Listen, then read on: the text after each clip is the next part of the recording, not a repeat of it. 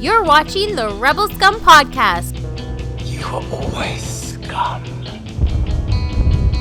Rebel Scum. From odds making to list rankings, we've got you covered. And don't forget to join us on Patreon for early access and exclusive content. Here are your hosts, Brock and James. James, have you ever listened to Hamilton or heard of Hamilton? I've been to Hamilton, Ontario. No, actually, you know what? I've never heard Hamilton or the musical. Yeah, no, I know nothing of Hamilton, to be honest. Well, man, sorry. Let me just turn off this vibration of my phone. I'm a bit of a musical. I like musical theater. It's good.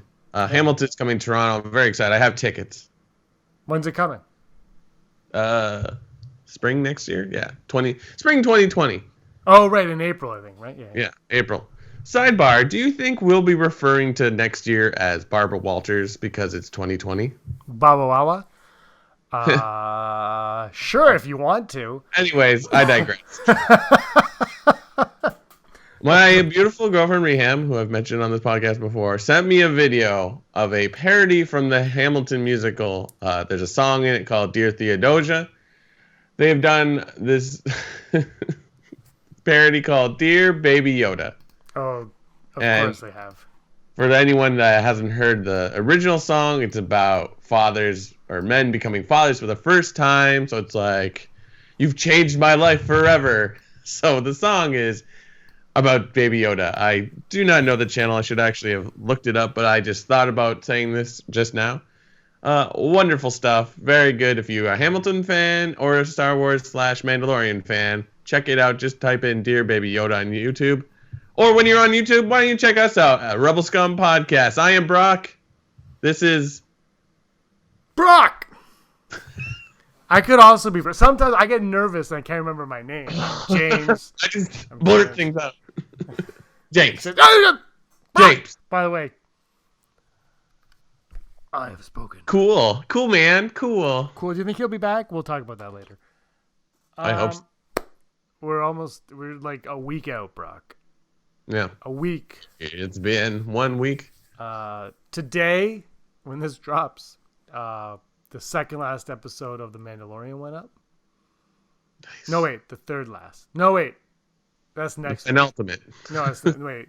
The Mandalorian's a good show. People are starting to hate it again now, which is nice to see. It's nice to see the hate flowing on Star Wars. Yeah. Yeah, like, one thing I was going to say, the last episode, I read a comment, I think on Mandalorian Scum, someone commenting on the 4th episode where we go to, I forget what it's called, Saigon, Miss Saigon.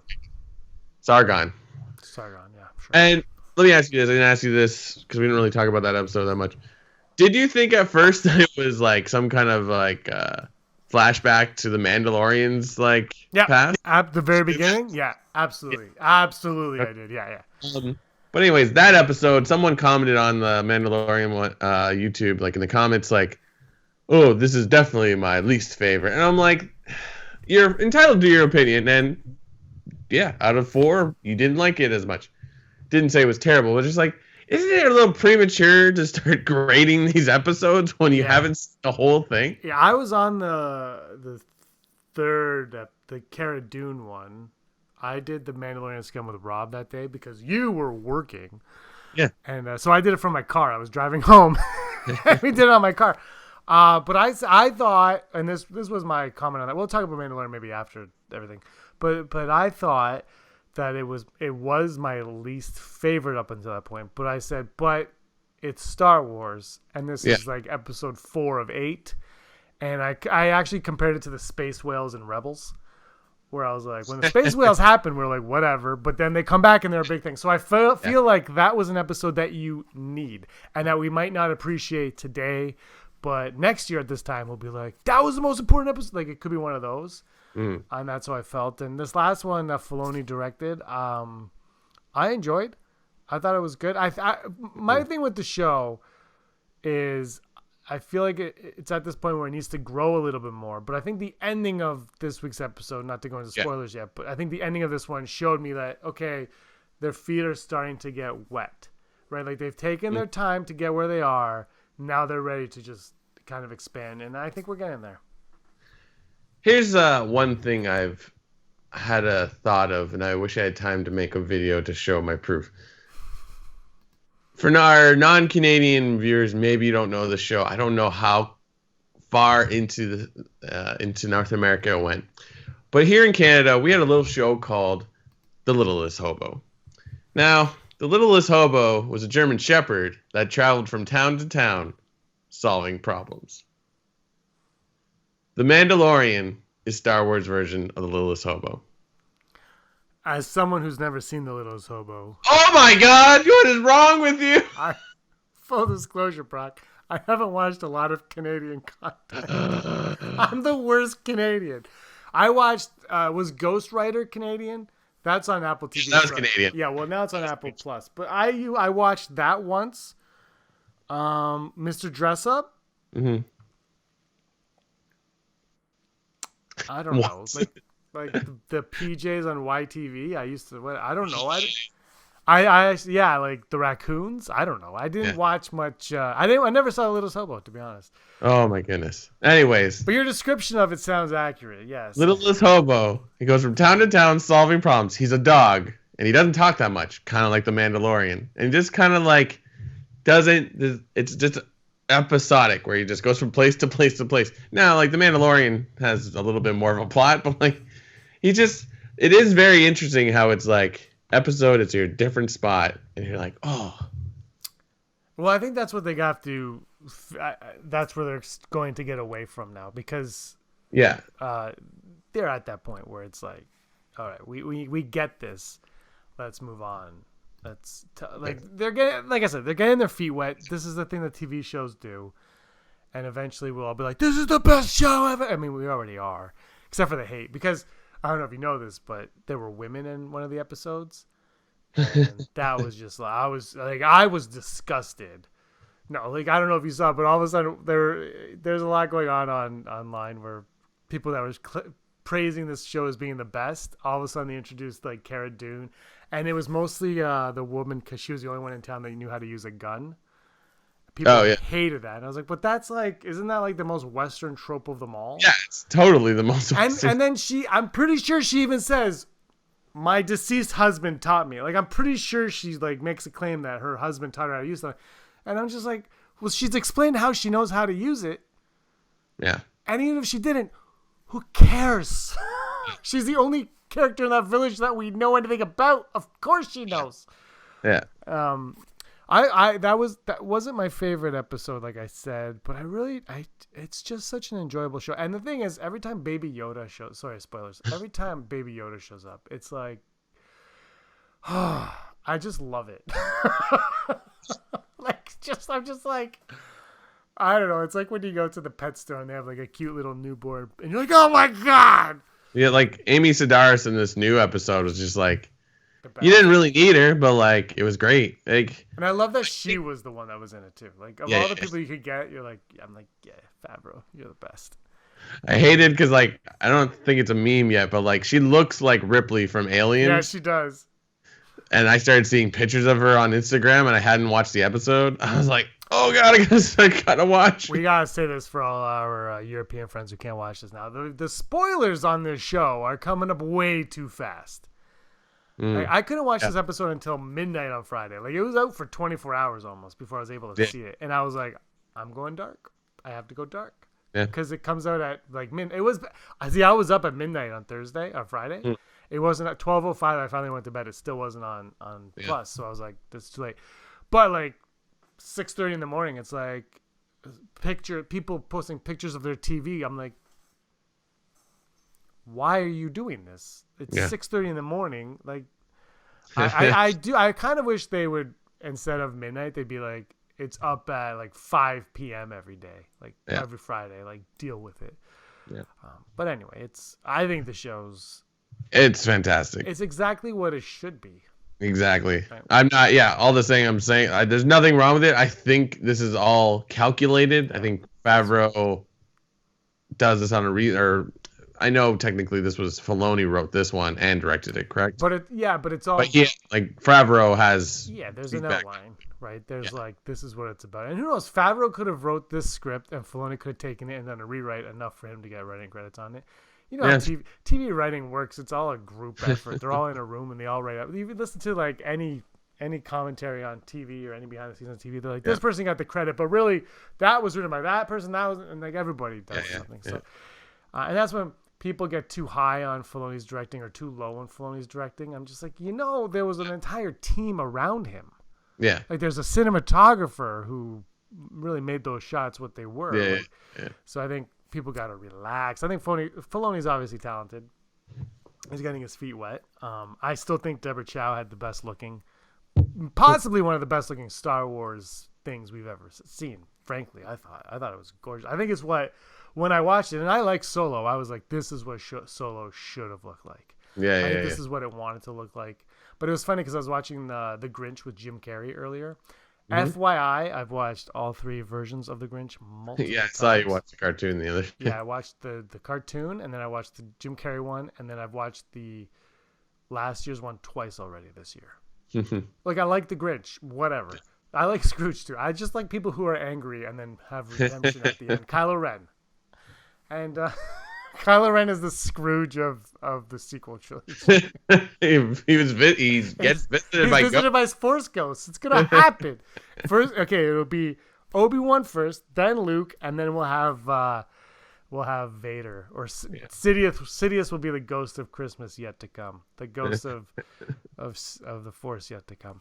But I was watching the Ron Howard Grinch, and I was like, the cinematography is really murky. Maybe. And then Solo was kind of murky too. But the Deborah Chow one, I was like, this is what Solo, I think, was trying to look like. And it didn't. She just, her and the team, because it's a team, definitely did accomplish, for me anyway, what I think is the best looking Star Wars thing. Yeah. Although Rise looks beautiful. Yeah. I'm hoping the next couple episodes go more into it. I mean, at some point you're gonna have to like get detail oriented about like who is this baby Yoda? Yeah. What is gonna next? Favreau said we will. Favreau said we're going to. Yeah, I figure. And like we still haven't been introduced to a few of the actors they've been pushing. A lot of people think we might be getting Giancarlo Esposito shortly. So yeah, I don't know. Like it's sort of. I was talking to someone about this. Like I'm not really sure who the villain is in this show. Yeah, let's let's hold that off until after top 5 because I want to go into it. But I know there's a bunch of people watching right now that can't watch it because something happens at the end of episode 5 that I want to talk to you about in a little bit. Yeah. But let's talk about this movie coming out that will end the Skywalker saga. Knives Out. Have you seen Knives Out yet? It was pretty good. Was it good? It's a very different Rian Johnson movie, but I think it's worth seeing. I want to see it again, actually. I want to see it. I don't go to the movies. I am going to go see The Rise of Skywalker. Rise of Skywalker. I'm seeing that twice. I'm seeing that with you on Thursday next week. Yep. And I'm seeing it again on the Saturday with some work friends and Erin, forcing her to go see it for a second time, whether she likes it or not. She will be there.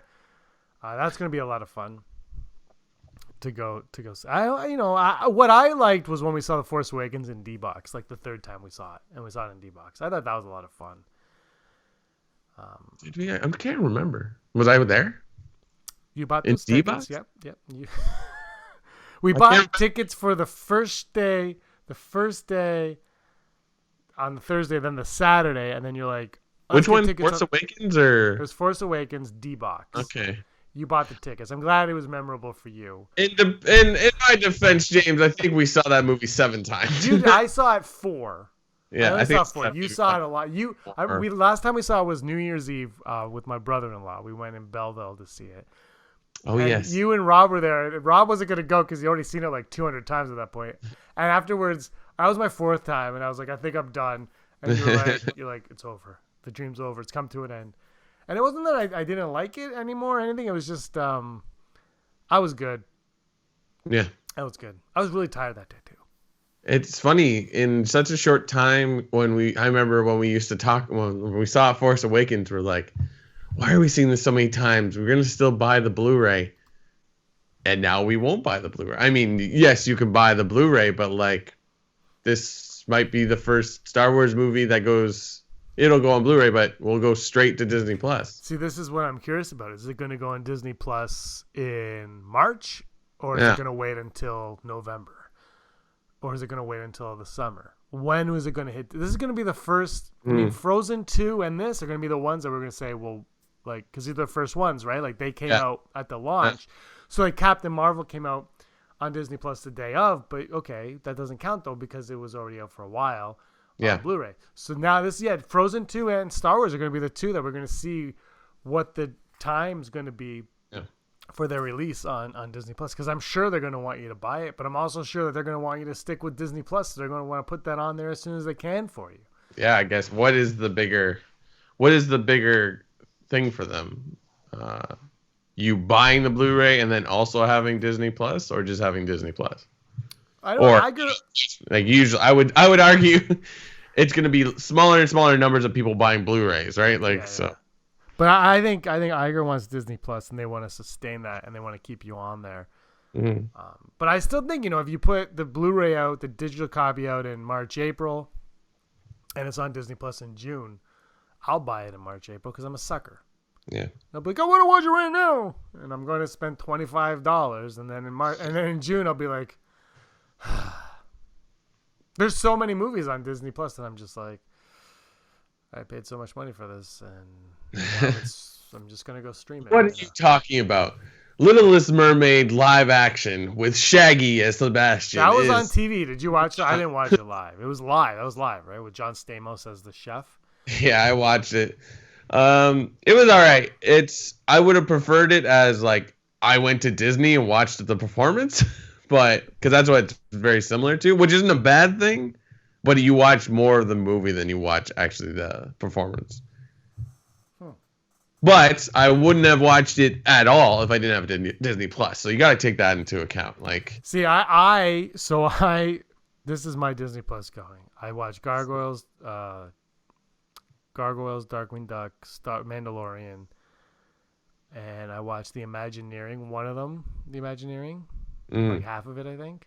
Yeah. And then I just watched Noelle. Oh yeah, is that any good? No. It's like it's perfect for Disney Plus. It's like a notch higher than a Hallmark movie. Right. And if somebody's like, "Do you want to watch it?" I'd be like, Yeah. It's like a bad Elf. It's saying a lot if you of all people are kind of like on a Christmas movie. So. No, but I would watch it again because, but it's kind of like it wants to be Elf meets Miracle on 34th Street meets The Year Without a Santa Claus. It's like, and it's and I've seen the storyline before. Like, it's not, the jokes are pretty flat. Oh, okay. But I mean, it's innocent. It's G-rated, so it's like if a kid was like, "Hey, do you want to watch it?" I'd be like, whatever. I mean, I don't know where I'm going to be with a kid doing that, but if I would totally watch. And if you were like, "Hey, you want to come over and watch Noelle?" I'd be like, "Yeah, I'll drive an hour and a half to watch Noelle." Why not? Let's do it. I would do that. So, but yeah, it's not. I would not be like, go out of your way to watch it. Yeah. And then Pluto's First Christmas, obviously, and the Santa Claus. I'm going through the Santa Claus movies. I'll tell you that. I'm just like, and Home Alone. God, I've actually watched quite a bit. All Christmas though. I'm curious to see how I do after Christmas. Mm-hmm. I would buy a Christmas streaming service though. That's me. And I would in July. I'd be like, I'll watch it. Force Awakens, a Christmas movie. Anyway, Kylo Ren, the ghost of Kylo Ren, the Scrooge of the Star Wars universe is Kylo Ren. He's going to be redeemed at the end of this movie in some capacity. I don't think he's going to be like, I'm a good guy now, but I don't think he's going to be all evil. I think he's going to see that he was manipulated, and I think we're going to see him help Rey to some capacity take down CVP Palpatine. Mm. I wouldn't be surprised if Sheev tricks Kylo into luring Rey to him. You know what I mean? Like, Return of the Jedi. huh? Basically, Return of the Jedi. Well, look, and I don't mean any disrespect to what we've seen, but we've seen A New Hope redone, and we've saw reverse Empire Strikes Back. Like we are getting the original trilogy retold in different ways. And you can love The Last Jedi all you want, that's fine. And I'm not taking anything away, but it is The Empire Strikes Back to a certain degree. Yeah. They, instead of them starting together, they end together. And, yeah. And instead of separating, they come together, and it's reverse Empire Strikes Back. It's she still goes where she shouldn't be going to go see the villain, like Luke did with Vader, and she learns about the truth about her family, and then Kylo says, "Join me." Like they're following the formula, and it's not wrong because the prequels also followed that formula, and that formula is simply known as the Star Wars formula. Yeah, and it's like when you listen to a band and you love the band, and people are like, all their songs sound the same. But that's what I like. I like that sound, right? Like they're all different songs, they're variations of each other basically, but that's what I like. That's why you keep doing it. And that's what Star Wars is, and that's why it's fine. Yeah. No, I agree. And it's like it's funny how people point that out as a bad thing, yet they're totally down if it's like, well, Rey is this person and then Ben is going to be redeemed. I'm like, we've gotten that movie already. So as much as I say that's Return of the Jedi, I don't think it's a bad thing. I think I can get behind that if like Kylo's redemption is similar to Vader's redemption, where you kind of almost don't see it to the very last moment, I'm fine with that. What if it happens early? Like, what if early on he's like, something's happening that shouldn't be happening. The only way I could stop this from happening is if I let go of the dark and let the light in. What if they go that direction instead of waiting till the end? They're like a half hour into the movie, he's like, oh man, everything is gonna go to hell if I don't do this, and I don't want everything to go to hell. I want to be controlling the hell. I'm not against it because it's like, I don't know. I just don't see it as returning to the light. I know that's what we could say happens with Vader, but it kind of doesn't. He just throws an old man in a tube, and he doesn't slaughter someone. You know what I mean? Like, I really hate tearing apart one of my favorite movies, but like, you know what I mean? It's like, yes, he returned. He's redeemed, and then he becomes a Force ghost. But I think Lucas even said he wasn't fully redeemed. I don't think so either. And I think Lucas actually with the Force because he's like a very strong Force user. Yeah, I think Lucas said something like he didn't do it for the good of anything. He did it for his son.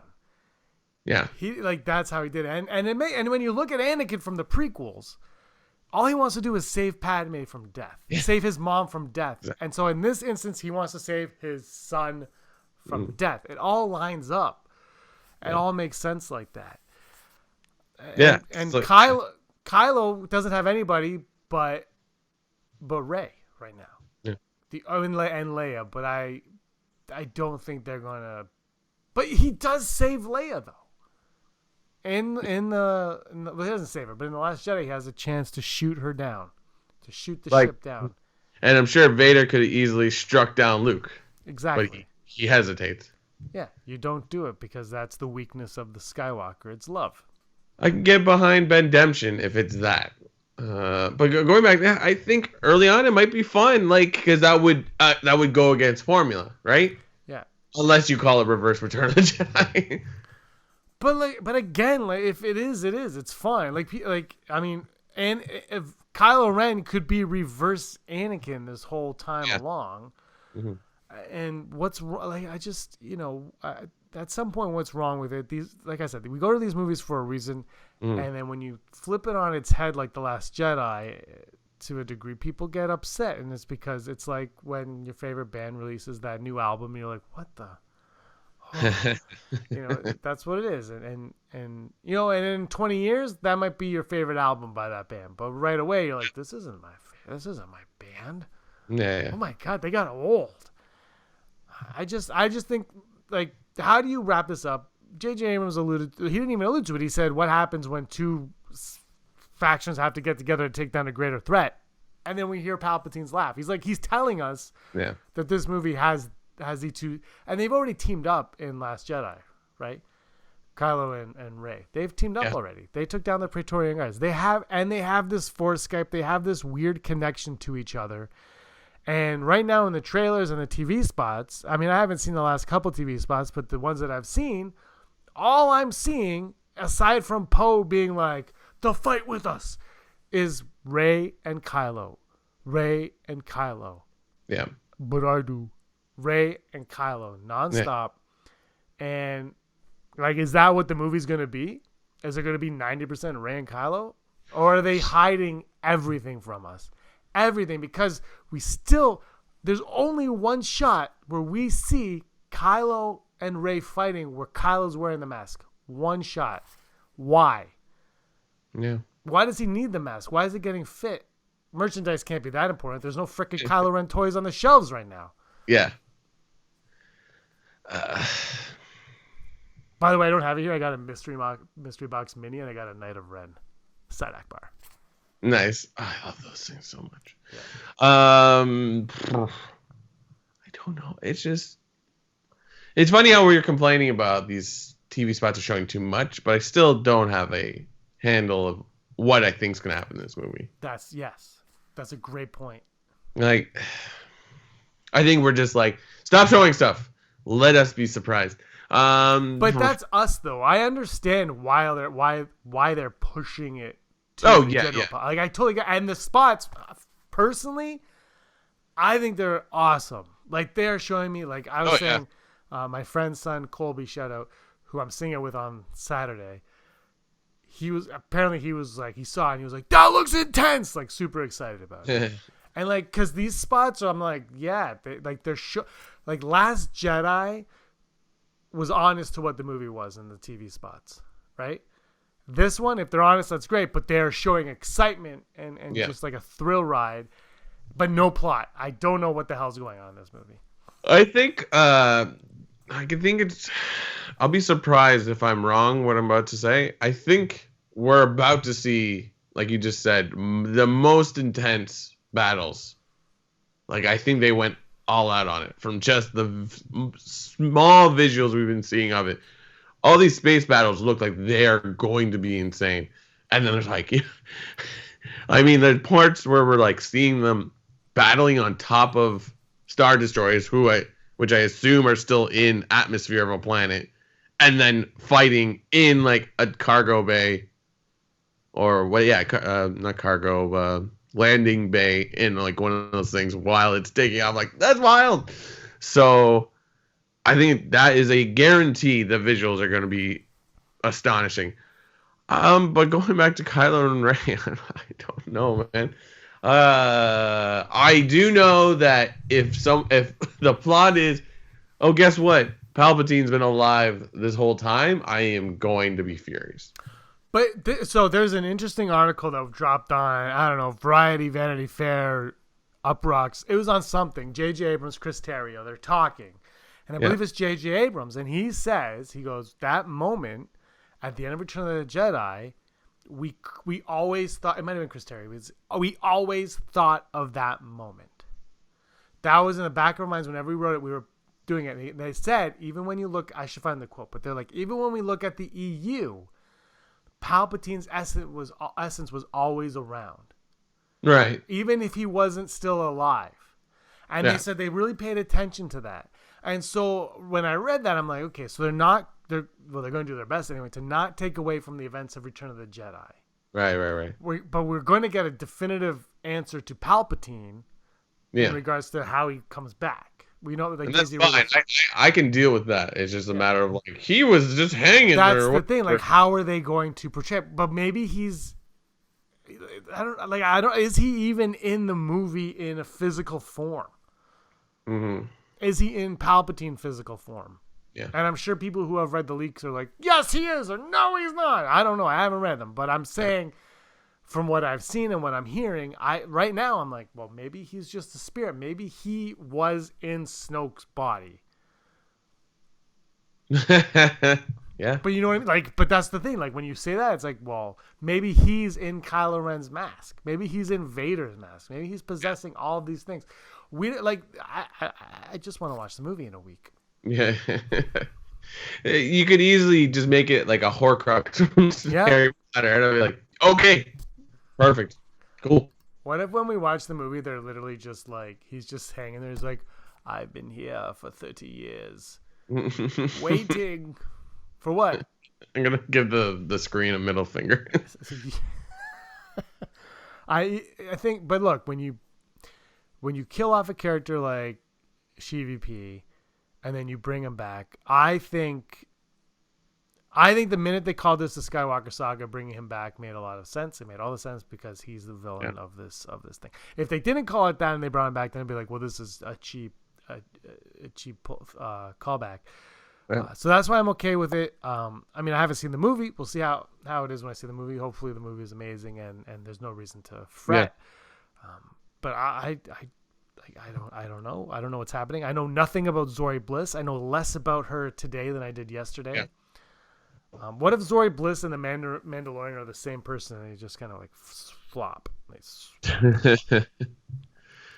They could definitely. Well, I guess they're further apart timeline wise, but like I could see a character like Zori Bliss existing in the Mandalorian in some way. Ugh. Why does she wear that mask? What? I don't really. I like that's the thing. Like, I don't know anything. I know Poe flies the Falcon and goes "Arr!" like that. I know Rey yells Chewie. I'm getting worried about Chewie. Like he's barely in the marketing.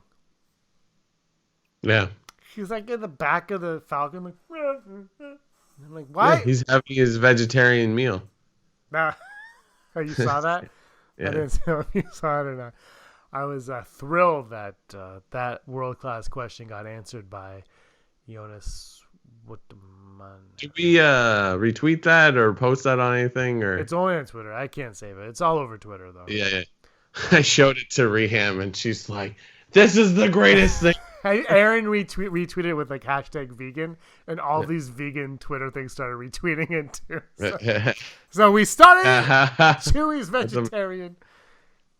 It was funny. It was I like when they can have fun with things too. It doesn't all have to be like serious. I mean, it's Star Wars at the end of the day, and it's like when Ryan Johnson replied to your question about what a group of porgs are. A murder. And we're like a murder. But it shows. I mean, this one was different because this was like an ask. Submit your question. Ryan Johnson, it just showed that he was paying attention to people's obsession with porgs in the July before the movie came out. Remember when porgs were our obsession?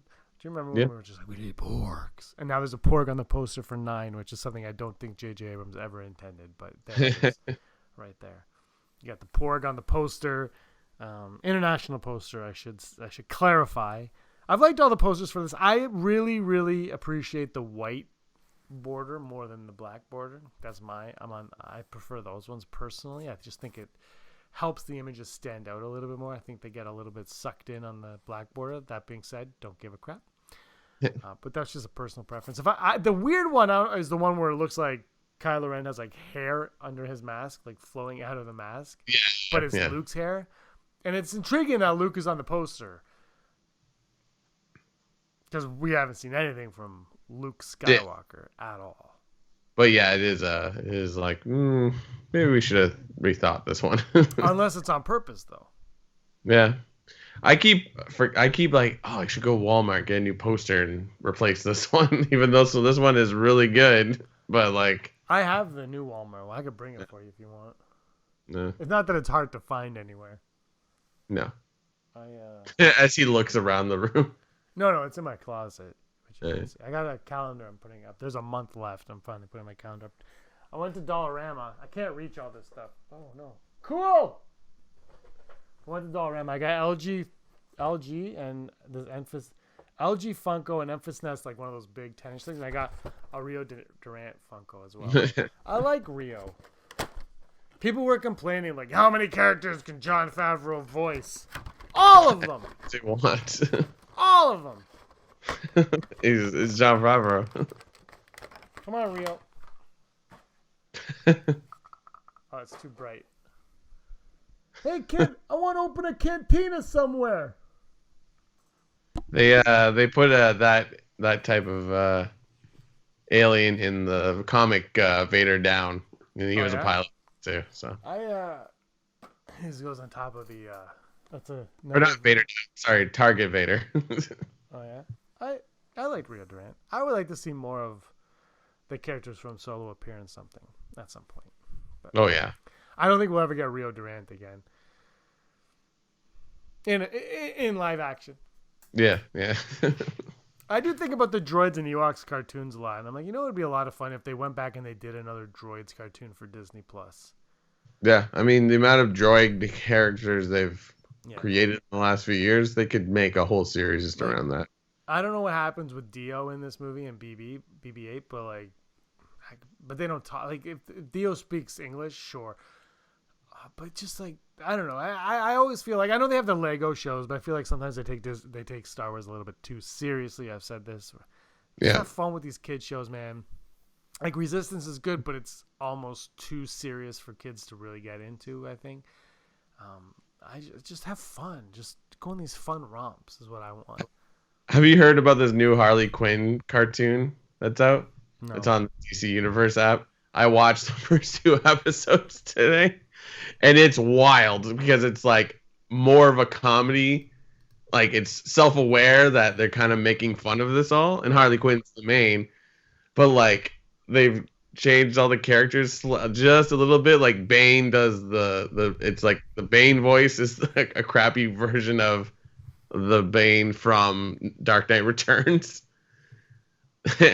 So he's not like in the comic he's sort of like supposed to be Hispanic, and like in this one he does like, oh, I was born in the darkness, but that's what it's like someone's doing the voice as a joke, and it's other, and then like Commissioner Gordon is just like a total like nutcase.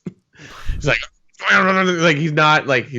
it's like all the, and like it's a show that I'm like, yeah, somebody's thinking, and I think that's what you think we should do for Star Wars. Like, you can have a kid show that isn't canon or whatever. You can do just a fun thing, and they've kind of done that, I suppose, with like Forces of Destiny and what's the new one? Galaxy Adventure is really cool. Yeah, they're fun. Like they're just make them. Who cares? 2 minutes though. Just make them. Yeah. But like they gotta at some point do a show about Star Wars that's just jokey. Like it doesn't need to be anything. But they do a show about Hondo.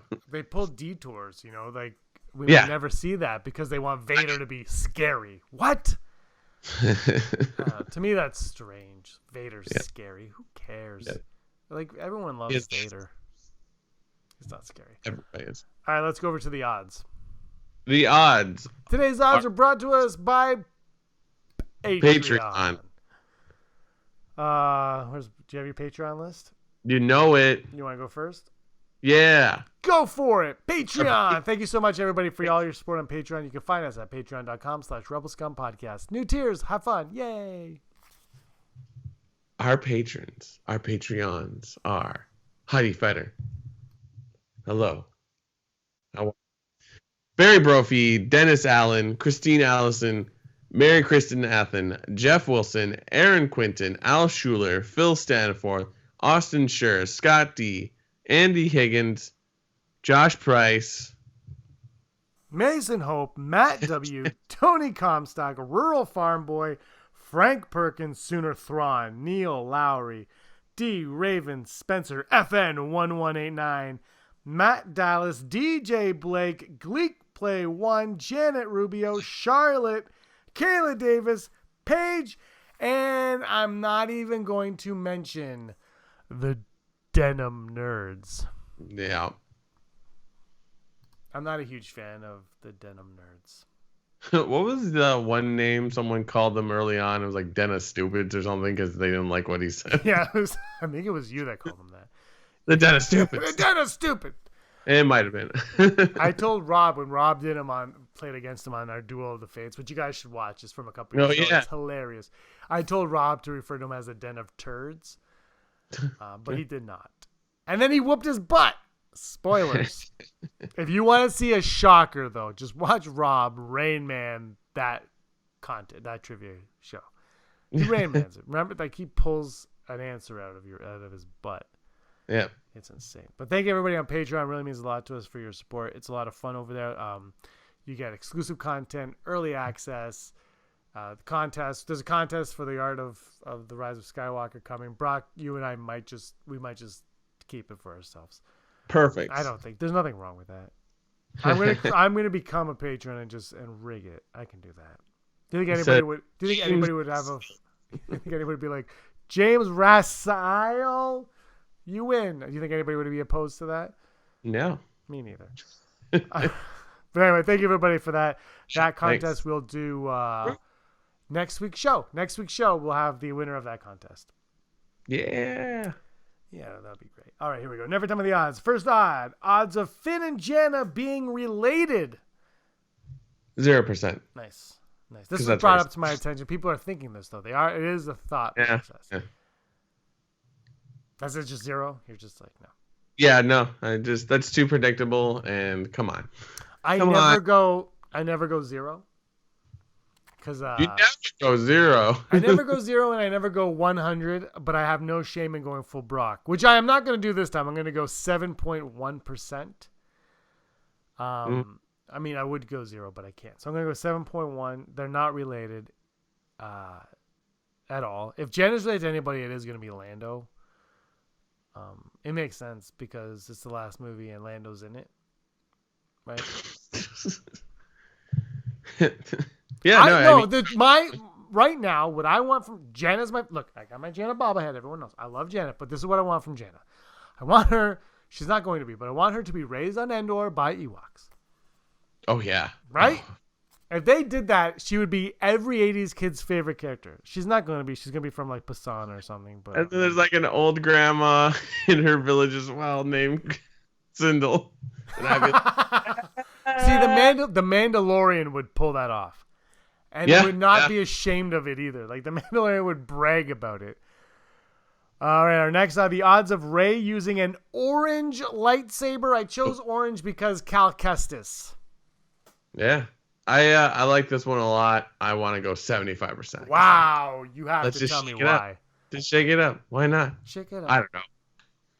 I'm going to go 63 Yeah. because I want it. Yeah. I don't know. I'm just like, you throw that on, like the orange on the Cal Kestis thing on Fallen Order.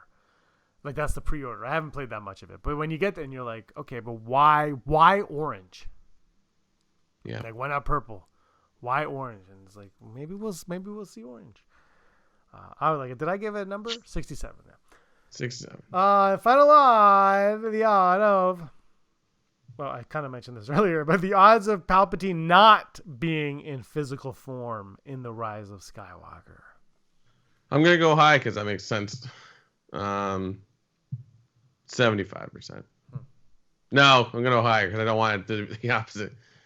85%. So you think he won't be physical from the movie? No, I think we're looking at a Force ghost or he's somehow bonded to a thing. I don't think he's like, hello, I've been alive the whole time. See, this is a tricky question. Whoever wrote it, like, will he be a physical form at some point? Maybe. Yeah, I'm gonna go. I gotta go for Brock. Yeah, like I think they will, but Yeah, like that's the thing. how mad would you be if it's like the one they threw over the banister was a droid the whole time? I'm like, no. See, that kind of crossed my, not the droid, but like if that was a clone or something, that crossed my mind. Yeah. But then when I read that interview with Abrams or Terrio or whoever it was, it's like, well, okay, they say they're not going to cheapen it. Yeah. But another part of me goes, but if they're not cheapening it, like they're not cheapening the act. So that still makes Vader act important, but so they're not cheapening that, but then they're cheapening everything else around it. So I don't know. You know what? I don't know where their heads are always at when they come up with these things. I just hope if Maz Kanata's in this movie, she doesn't say who's the girl and then they cut away again.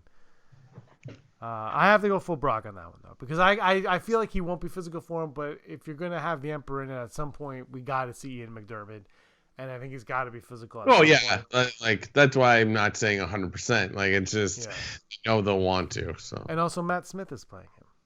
Oh yeah, Matt Smith. Girls with Sabers has a video out right now that everybody can watch. I think it's out right now. Yeah, it's out right now, and they think that Hux will be like the conduit for Palpatine. Like Hux is the voice of She-VP, is what they think. And we haven't seen Hux in any marketing. He's not on the press tour. That's true. We don't know where he is. I kind of feel like he's just gonna die pretty early on. But yeah, I mean, Hux is he's just not around. Like who knows? There's only the picture of I think him and But those guys too, like it's just like that's a whole storyline to itself. But Richard E. Grant, he's been on the press tour. He was at a panel. Like he's talking. Hux, Domhnall Gleeson's been absent. So everybody check out their video over there. The Girls with Sabers on the Hux thing, because they mentioned that to me. I was doing a video with them and they mentioned it. I was like, I kind of like that idea. Like I don't know if it's gonna play out, but I like the idea of Hux being used for something. Yeah. You know what I mean? Like I like that. Let's use Domhnall Gleeson because he's a great actor. Give him something to do. Yeah. And we don't need Matt Smith. I mean, maybe we need Matt Smith. If Matt Smith's in this movie, that's when I give it the finger. Go back to The Crown. I don't hate Matt Smith. He has no association with the franchise. So why hide it? All right, Holo News. Holo News. The news you need to know about nerds. James, you like the Black Series. Guess what's coming out spring 2020? Tell me it's Rio Durant. No. Did they not already do him? 6-inch clone trooper Commander Bly in all his glory will come out spring 2020. He will have the 2 pistols that we've been seeing a lot of with the clone troopers, and a blaster rifle, and a rotating visor. The helmet will not be removable, unfortunately. Not like Commander Wolf or Captain Wolf. I can't remember his rank, which was nice because you could pop it off and like, hey, it's Morrison. Along with that, we will be seeing a Sith Jet Trooper. Looks pretty sweet. Looks pretty glossy. That I want. Yeah, and also a Black Series Count Dooku Force FX lightsaber will be coming out spring 2020. So look forward to that. Apparently, an Asajj Ventress lightsaber was also announced, so those will pair nicely. I don't know when that one's coming out. But until then, did you know that Boeing has created an X-Wing version of their drones? Apparently, early this week when the new Rise of the Resistance ride opened in Orlando, Florida, Disney World, they had these X-Wings hovering above the evening ceremony, which apparently are about the size of a minivan, designed by Boeing under like the same style of their aerial cargo drone, which is something they're slowly trying to implement. Boeing confirmed that is how they built it, and they are providing more info on the X-Wing. You can see the X-Wings were able to ascend vertically into the night sky, then hover and rotate before heading out. So I guess in this cool event, you got to see it just sort of. And there is a video if you check out. I believe it was on the Star Wars YouTube channel, but it's kind of neat. They don't really like zoom around like in the movie. They're just sort of like up in the air, but they were more or less life-size X-Wings, so they kind of exist. So check that out. And on the topic of Disneyland, I know James and I personally have talked about doing this someday. The Rival Run 5K, 10K marathon that tends to happen on Disneyland and Disney World. I think they hope happen roughly the same time in April. They have released what their medals will look like. The 5K will have Ahsoka Tano on one side and Darth Maul on the other. The 10K will have Princess Leia and a Stormtrooper. The half marathon will have Darth Vader and Yoda. The rival run challenge will feature a Resistance X-wing. And on the other side, a First Order TIE fighter. So either way, if you're a good guy or a bad guy, you're going to get a medal that's got something you like. There will also be other medals for kids. There's something called the Kessel Run, which I need to know what that is, but I did not do the research. One day, James and I will run the 5K at this if we can book it in time. But if you're going, beautiful medals coming your way. And this has been your Holo News. Holo News. So you're still running, Brock? No, because it's cold outside. We just got a treadmill, so. Oh, ooh la la. Yeah, go a treadmill, do some running. I miss running, so it was nice to do it. Because when it snows where I live, you can't move. All right, top five. Top five. Then we can talk about who we think showed up at the end of the show. Okay, top five Force Ghosts we'd like to see in the rise of Skywalker. I'm gonna go number 5, and mine's number 5 only because I'm not sure if this individual is a Force Ghost at this point in time, but I'm gonna say yes, she is absolutely Gonzo and has risen, and her name is Ahsoka Tano. I think you pull Ahsoka Tano out of your buttocks and put her in this movie, the theater just goes, half the theater goes bananas and the other half goes, I need to know what's going on in this movie. I think you could throw her in there. I think it would be interesting. Yeah. And you know what? Like I said, I don't know if she's dead because Filoni's like, she's just gonna live forever. But Ahsoka Tano, Force Ghost Ahsoka Tano, go for it. Yeah, I believe that could definitely work because none of the characters know who she is right now, so you just have her explain. That's simple. I went with Qui-Gon Jinn because I would like to see him again, especially since in the Clone Wars they kind of created the idea that he figured out he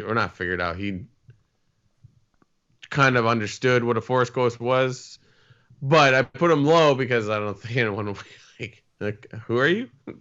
Cool. But I would love for him to come back as a fan.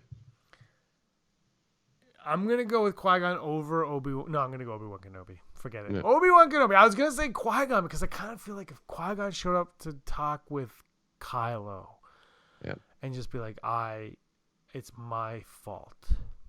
Like there's a moment like he's like, I'm the one that took your grandfather and forced this life on him. I think that would be very poignant. But at the same time, Obi-Wan Kenobi, I don't think he's going to be because he had a chance in the Last Jedi and they kind of ex-nayed that. But his voice is in Force Awakens, so I would like some Obi-Wan Kenobi. That's my number 4. My number 4 is going to be... The problem is I'm mulling over, still in my head what I think I want. Yeah. I'm going to go Yoda, even though I think Yoda should always be the Force Ghost, but... Well, he's only been Force Ghost once. What am I saying? I think Yoda should always be included in movies, but... Force Ghost twice. Yeah, I'd rather put him number 4. See, Yoda's not on my list. Mm-hmm. Because we got him in The Last Jedi, and I'm kind of happy with how he played out in that movie. I'm like, you know what? I mean, look, if he shows up, do not get me wrong. Everyone, exactly. But I just his scene with Luke is almost a perfect ending for Yoda. Mm-hmm. Now, is that an ending? I don't know. I mean, there might be a scene where they all go towards a light and disappear. My number 3. This all hinders on whether or not this character dies. Again, this is my. Just gonna make it. All my characters are alive, and this is Leia. I think it would be respectful even to Carrie Fisher if her character passes away in the movie at some point, but at another point in the movie she returns as a Force Ghost, and that's kind of like the final curtsy for Carrie Fisher, for Princess Leia, from the filmmakers, from Lucasfilm, and the audience to see this character go. I think it'd be a great homage for the character and the actress. And I mean, but again, her at this point in time, we haven't seen the movie. Princess Leia, General Leia, is alive and well. So she'd have to die in the film for it to actually happen. Yeah. Mine's gonna be Luke for number 3 because he just doesn't beat out the other 2 people I want to see. But I think, we know Mark Hamill's in this movie, so it's like, yeah, he'll be there. Yeah, 2 is Luke for me. He's in the movie, so he's kind of a cop-out. Mace Windu. That would be good. I'm not against that either. They put him in the D23 trailer. Why? Yeah. Of all the prequel moments, they chose that one. All right, what's your number 2? My number 2, it's back and forth between the last 2. I'm gonna go Anakin, and perhaps he's Vader. I don't know. Either way, I think it would be great because he's been like this looming figure for this character, for Kylo, and it's just like, let's get like closure on what exactly he thinks Vader wants. So I going with Anakin as my number 1. Anakin, Anakin and Han Solo flip flop as my 2 favorite characters. Han might show up as the Force Ghost. We don't know. Yeah, maybe. They flip flop as my 2 favorite characters. Anakin, I love Anakin. And it's the Skywalker saga. I think he's very important. I just don't think they're gonna. I don't know. I have a bad feeling about this when I think about him in the movie, and I don't like. You know how I want the movie to end with R2-D2. There's like that and Anakin's Force Ghost are 2 things that I'm just putting in a bag, lock and key, and leaving it in my car on my way to the theater, because I really feel like neither one of those things are like. I truly believe neither one of those things are going to happen. And if I start thinking about them too much, I might be disappointed if the R2 thing, whatever, but which I really want, but it won't happen. But the Anakin not being in it, I could see myself getting so into that idea that I am disappointed when it doesn't happen. So I need to somehow separate that thought from myself when I enter the theater. My number 1. Are we on number 1? Yeah. Yep. My number 1 is Obi-Wan because he's been the original Force Ghost, and we got a new show coming out. Like, just give us more Obi-Wan. It can be Ewan McGregor. It can be Ewan McGregor with Alec Guinness over top of his head, or it could just be old clips of Alec Guinness they found. Whatever, just do it. Yeah, I'm curious how they're gonna swing that. Because Ryan Johnson said the problem he had was we know Force Ghost Obi-Wan as Alec Guinness, but they have Ewan McGregor. Yeah. Yo, what's that thing called? Deep fake that. Just deep fake. Yeah. Put Ewan McGregor in and deep fake Alec Guinness's face on it. Bam. Lucasfilm, give me a call. Yep. We got this. That's our top 5. Let us know what your top 5 Force Ghosts to see in this little movie called The Rise of Skywalker, which comes out in just over a week, basically a week. We get to see each other, Brock. We're going to be in the same room for the first time in ages. I know, it's going to be so emotional. Unfortunately, Andrew Fantasia will ruin that experience for us, but I mean, he's ruined more in the past. Yeah. So, he's a lifer. All right, let's before we wrap things up, let's just talk about The Mandalorian. So if you haven't seen The Mandalorian, we're going to talk about it. So goodbye, non-Mandalorian fans, everybody else. Brock, I'm just waiting for everybody to. Who was that at the end of the episode? I don't know. I've been hearing Giancarlo Esposito on it because he's got a cape of some sort. I watched it. I was at work watching it, so I didn't really go back and pause it. I don't know if you did that. I was also watching the phone, so. I watched that end scene twice. I've only seen the episode as of this recording once. I will by the time this goes up, I'll probably have seen it multiple times because that's what I like to do. Yeah. But I did go back, and there was no tell from me. I've heard some people say Grief Karga, but I don't think they would have hit Grief Karga, to be honest. Like, I think they would have flat out shown us.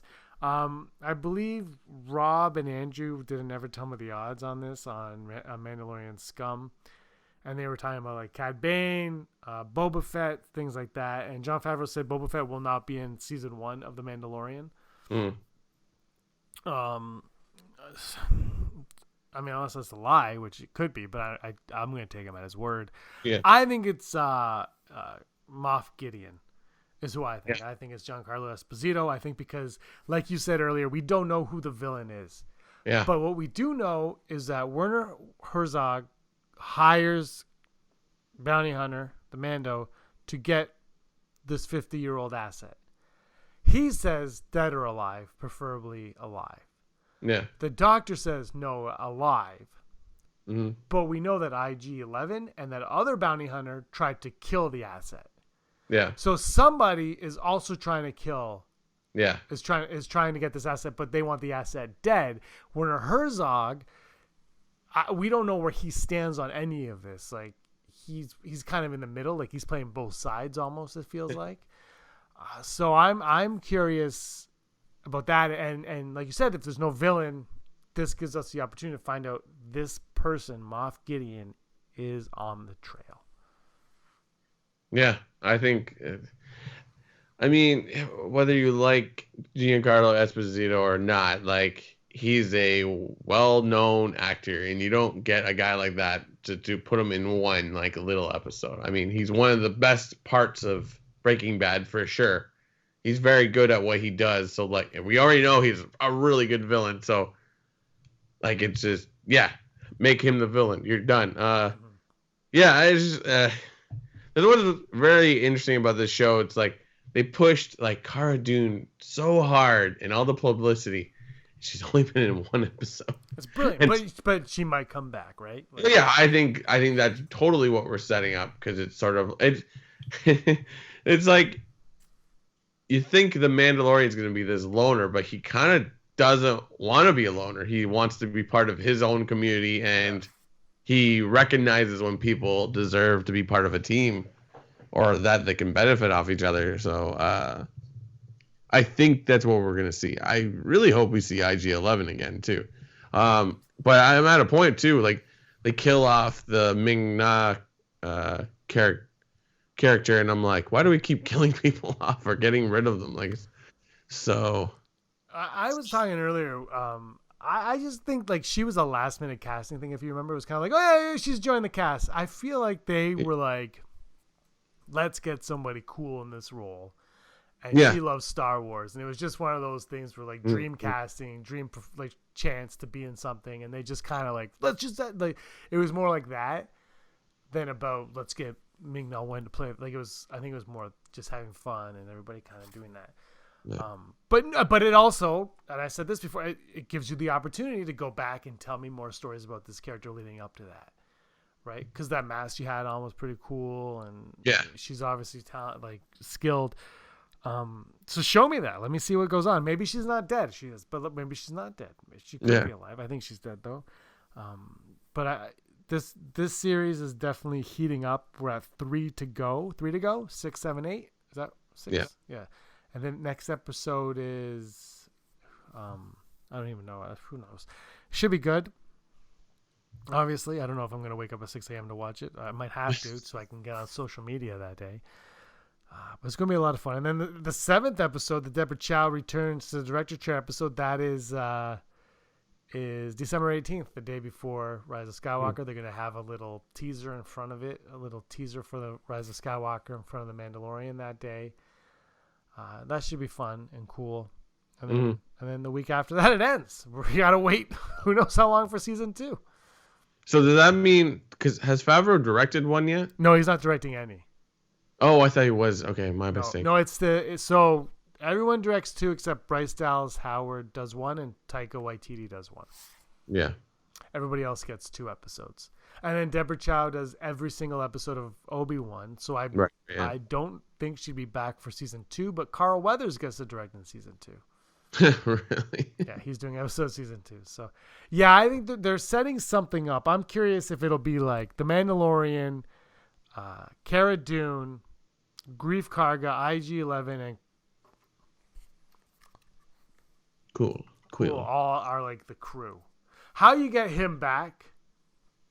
I don't know. I don't know either, and I don't know if you need to. But I haven't. I'm not writing this show, so that doesn't affect me. Maybe peace has not remained in the valley. Now the Mandalorian has to go back. Maybe the Mandalorian's like, we're only traveling by blurg. That's it. Overall, I think the first 3 episodes all got better, and now I think it's kind of streamlined a bit. Like it's all kind of mellowed out, and it's good. But I think with the ending of that last episode, things are kicking into high gear. And it's interesting, before we get out of it, the one thing that intrigued me was the Filoni episodes have all been good episodes, but the endings have been the best part, where you're like, oh, what's that? Like they've all hinted at everything else. So I'm excited for the future of this show by easily. It's one of the things I look forward to every week. It's gonna be a bummer when it's off the air. Reham, my girlfriend, I don't know if I've mentioned her. She finally started watching the first 2 episodes, and she loves to like live tweet to me. It's mostly like Snapchat, so like she shows what part she's at, and you just hear her talking over it. So she's like, I would say she's a Star Wars fan. She doesn't get as into it as we do, but she loves to watch those stuff, so she's really engaged by it. That's saying a lot. But I think this show, I am actually looking forward to showing it to my dad at Christmas, because I'll be at home and like, hey, you want to watch this? And see what he thinks. Because I get the sense the episodicness of this show is possibly a business sort of take on it. It's like, okay, so we're going to make the first like live action Star Wars show. Perhaps we don't get too crazy into a plot, even though I think the plot is very interesting and engaging. But you know what I mean? It's sort of like they're being strategic in what chances they're taking. And I think sort of like, well, if you like this show, then we know that next season we can get more convoluted into the plot. So I mean, I guess all shows are like that, you know what I mean? Like, I think they've done a brilliant job, and it makes a lot of sense. Yeah. It's the return to Tatooine is great. All the nods to like the prequels, like seeing repair droids was perfect. Oh, yeah. As soon as they came out, I yelled out, "Pig droids!" And it was like midnight, and I was like, "Shut up!" And like, the Amy Sedaris character is great. It feels like the 80s too. Yeah, like it just sort of, it feels like what like if there was like a character from the holidays show. If there was a character that came out of that everyone just loved, I'm not saying that there aren't people that love characters from that, but you know what I mean? She feels like she exists in that. So it was just like perfect. It was great. Yeah, I loved it for sure. And I can't wait to see more. What did you think of the opening with the space battle there when he's getting chased by another? It was fun to watch. It came out of nowhere. Like, that was the thing I'd say. I thought it was fun, but it came out of nowhere. Right? Like, it was like, that was cool, but how did that start? Like, how'd that come about? No, I mean, just to get him on Tatooine, right? Because it's a land. Oh, no, I know, but who was that guy? Like, was that another bounty? Like, it just kind of started. I was fine with it. What'd you think? I liked it. It kind of had like an 80s vibe to it, too. Like, I watched it on the phone. I really should rewatch this on the TV. Phone's the future, Brock. Watch it all on the phone. I love, though, he's like, I love that Baby Yoda is just always around the man to some extent. And I love just the cutaways to Baby Yoda. I'm like, oh. Those big, innocent eyes. Here's my complaint about Baby Yoda. They've been putting too much of that canned baby sound in it. The sound you hear in like every movie or TV show that has a baby just in like that isn't important. I was like, it takes me out of it. This episode actually had the first piece of music that I haven't liked. It has to Baby Yoda and Sedaris when she picks him up. It has every like G-rated kids movie music starts playing. Yeah. Boop boop boop boop boop boop, and I'm like, what is like every kids movie from the 90s had that music, and I was like, nope. And then, but the beginning music with that space battle, and then when I went from there into the Mandalorian theme for the title card, I was like, one of my favorite pieces of music, bar none. I love how they end every episode with like, what do you call that? Like the artwork. Yeah, the concept art. Concept art, like it's just like it's so great. Anyways, great show. Worth every penny I paid for it. Yeah, absolutely. This is 144 episodes of the Rebel Scum podcast. One day, Brock, The Mandalorian will reach 144 episodes. Maybe.